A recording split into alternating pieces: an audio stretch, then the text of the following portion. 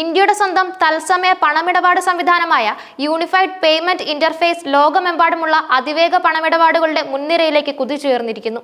വെറും 9 വർഷം കൊണ്ട് അമേരിക്കൻ ഭീമന്മാരായ വിസ കാർഡിനെയും പിന്തള്ളി UPI ഈ രംഗത്ത് ആഗോള ആധിപത്യം സ്ഥാപിച്ചു കഴിഞ്ഞു. നിലവിൽ ലോകത്ത് നടക്കുന്ന തത്സമയ പണമിടപാടുകളുടെ 50% UPI പ്ലാറ്റ്ഫോമിലൂടെയാണ് നടക്കുന്നതെന്നത് ഇന്ത്യയുടെ ഡിജിറ്റൽ മുന്നേറ്റത്തിലെ ഒരു നാഴികക്കല്ലാണ്. 2016 national payments corporation of India അവതരിപ്പിച്ച UPI തുടക്കത്തിലൊരു പരീക്ഷണാടിസ്ഥാനത്തിലുള്ള സംവിധാനമായിരുന്നെങ്കിൽ ഇന്ന് ലോകത്തിലെ ഏറ്റവും വലിയ ഡിജിറ്റൽ പേയ്മെന്റ് പ്ലാറ്റ്ഫോമായി ഇത് വളർന്നു കഴിഞ്ഞു.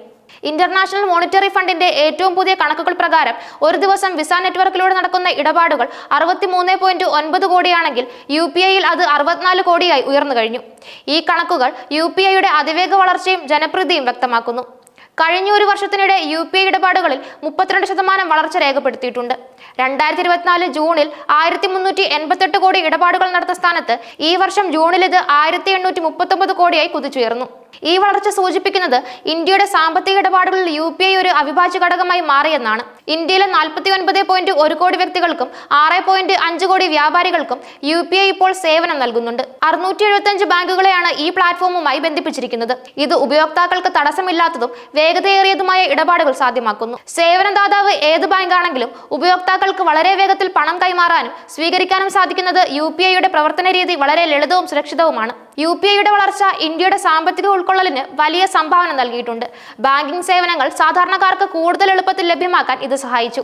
ഗ്രാമീണ മേഖലകളിലും ചെറുകിട വ്യാപാരികൾക്കിടയിലും ഡിജിറ്റൽ പേയ്മെന്റുകൾ പ്രോത്സാഹിപ്പിക്കുന്നതിൽ UPI ഒരു പ്രധാന പങ്ക് വഹിച്ചു. പണരഹിത സമ്പദ് വ്യവസ്ഥ എന്ന ഇന്ത്യയുടെ ലക്ഷ്യത്തിലേക്കുള്ള ഒരു വലിയ ചുവടുവയ്പായി ഇതിനെ കണക്കാക്കുന്നു. കറൻസി കൈകാര്യം ചെയ്യുന്നതിനുള്ള ചെലവ് കുറയ്ക്കാനും സുതാര്യത വർദ്ധിപ്പിക്കാനും UPI സഹായിച്ചു. നോട്ട് അസാധുവാക്കലിന് ശേഷമാണ് UPIക്ക് ഇന്ത്യയിൽ വലിയ പ്രചാരം ലഭിച്ചത്.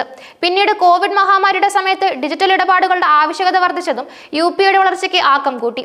ഇന്ത്യയിൽ വിജയം നേടിയ UPI ഇപ്പോൾ അന്താരാഷ്ട്ര തലത്തിലും സാന്നിധ്യം അറിയിച്ചു തുടങ്ങിയിട്ടുണ്ട്. Bhutan, Nepal, Singapore, United Arab Emirates, France തുടങ്ങിയ രാജ്യങ്ങളിൽ UPI സേവനങ്ങൾ വ്യാപിപ്പിക്കാനുള്ള ശ്രമങ്ങൾ നടക്കുന്നുണ്ട്. ഇത് ആഗോളതലത്തിൽ ഒരു സുരക്ഷിതവും വേഗതയേറിയതുമായ ഡിജിറ്റൽ പേയ്മെന്റ് സംവിധാനം എന്ന നിലയിൽ UPIയുടെ സാധ്യതകളെ എടുത്തു കാണിക്കുന്നു. ക്രോസ് ബോർഡർ പേയ്മെന്റുകൾ ലളിതമാക്കാനും ഇന്ത്യക്കാർക്ക് വിദേശയാത്രകളിൽ UPI ഉപയോഗിച്ച് പേയ്മെന്റുകൾ നടത്താനും വിദേശികൾക്ക് ഇന്ത്യയിൽ UPI ഉപയോഗിക്കാനുമുള്ള സാധ്യതകൾ NPCI സജീവമായി പരിഗണിക്കുന്നുണ്ട്. ഇത് UPI ഒരു ആഗോള പേയ്മെന്റ് പ്ലാറ്റ്ഫോമായി മാറ്റാൻ സഹായിക്കും. UPIയുടെ അതിവേഗ വളർച്ചയ്ക്കനുസരിച്ച് ചില വെല്ലുവിളികളും നിലനിൽക്കുന്നുണ്ട്. സൈബർ തട്ടിപ്പുകൾ, സാങ്കേതിക തകരാറുകൾ, ഉപയോക്താക്കൾക്കിടയിലെ ഡിജിറ്റൽ സാക്ഷരതയുടെ അഭാവം എന്നിവ ഇതിൽ ഉൾപ്പെടുന്നു. ഈ വെല്ലുവിളികളെ നേരിടാൻ LPCIയും ബാങ്കുകളും തേർഡ് പാർട്ടി ആപ്ലിക്കേഷനുകളും നിരന്തരം ശ്രമിച്ചുകൊണ്ടിരിക്കുന്നു. സുരക്ഷാ സംവിധാനങ്ങൾ ശക്തിപ്പെടുത്തുകയും ഉപയോക്തൃബോധവൽക്കരണം വർദ്ധിപ്പിക്കുകയും ചെയ്യേണ്ടത് അനിവാര്യമാണ്. എന്നിരുന്നാലും ഈ വെല്ലുവിളികളെ അതിജീവിച്ച് UPI അതിന്റെ മുന്നേറ്റം തുടരുമെന്ന് തന്നെയാണ് പ്രതീക്ഷിക്കുന്നത്.